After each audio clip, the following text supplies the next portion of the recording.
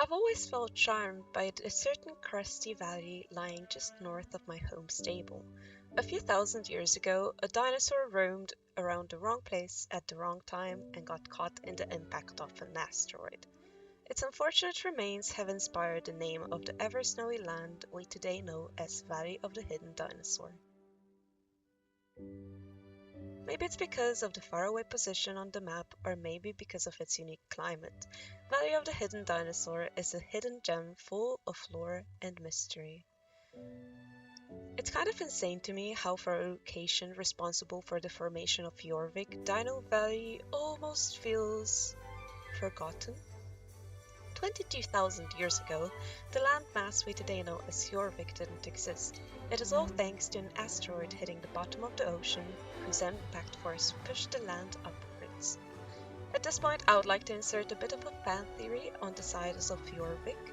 So 6 years ago, Series CR, also known as SSOT Theory Time, with the help of the Soul Riders book, made an approximate map of the entire continent. Later, they expanded it based on one of the Game Master's stories.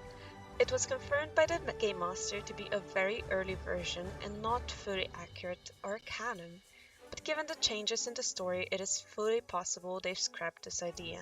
However, I think the origin of Jorvik fits so well within the theory, given the almost central location of the Valley of the Hidden Dinosaur. The land was barren at the beginning, consisting of nothing but lifeless rock. Nick explains that the theory predicts life came much later. On Jorvik, there are two theories on how that came to be. The AAE, so the Astronomical and Archaeological Society of Jorvik theory, stems from the theory that life came naturally and gradually to the island, whereas the Keepers of Aideen support the Legend of Jorvik theory, where Aideen brought life to the island.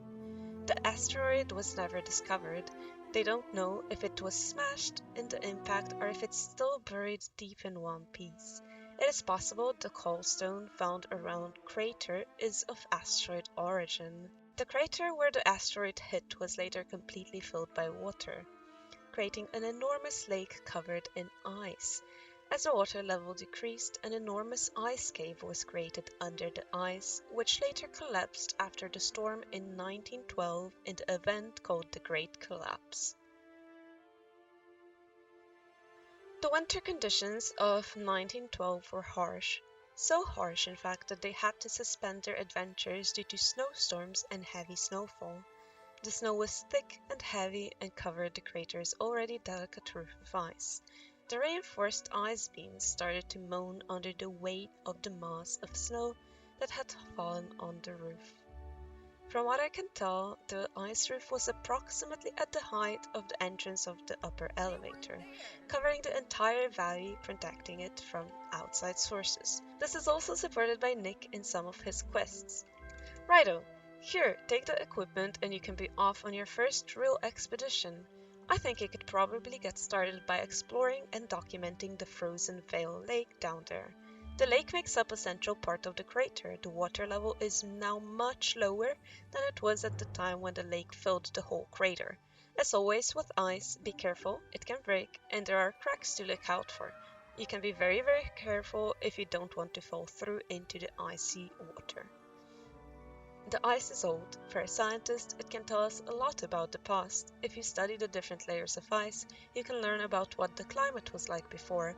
This lower lake ice has been properly protected from outside influences until the big collapse in 1912.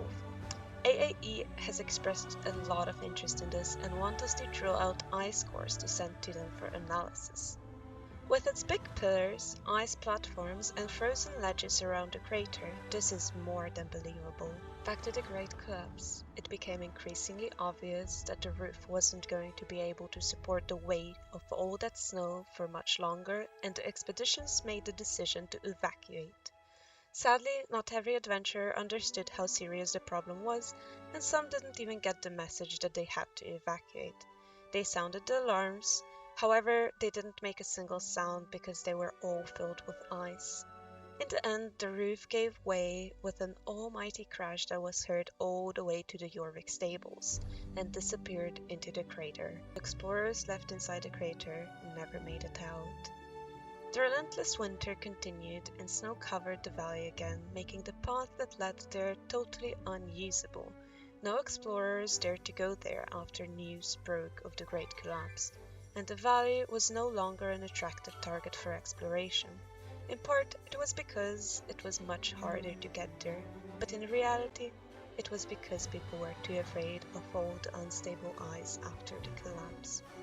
The valley was then forgotten and has laid there untouched up until now.